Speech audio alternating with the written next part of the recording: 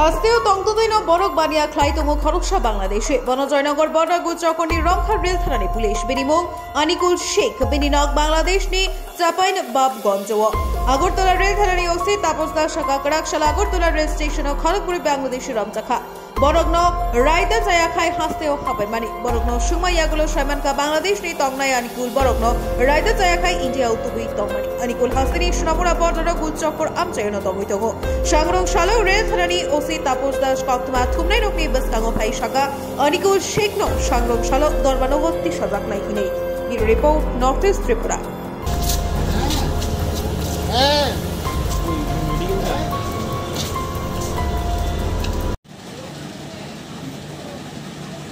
আমরা গত 23 তারিখে আমাদের আগরতলা জিআরপি থানাতে একটা মামলা হয়েছিল 4 জন বাংলাদেশির বিরুদ্ধে।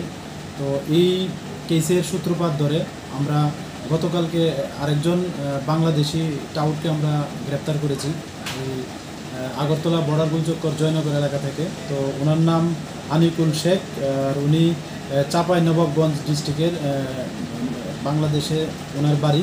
তো উনি এখানে প্রায় বছরখানেক হয়েছে বিভিন্ন জায়গাতে ঘুরে ফেরা কাজ করছে।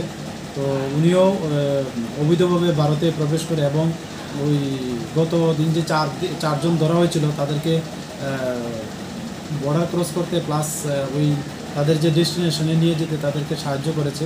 তো আজকে আমরা ওনাকে আমাদের আগরতলা যে মহামান্য আদালত আছে ওনাকে ওখানে প্রেরণ করব। কোন জায়গা থেকে আটক করা হয়েছে? ওনাকে আটক করা হয়েছে আমাদের যে বড়াগুল চক্কর আছে জয়নগর এলাকা থেকে।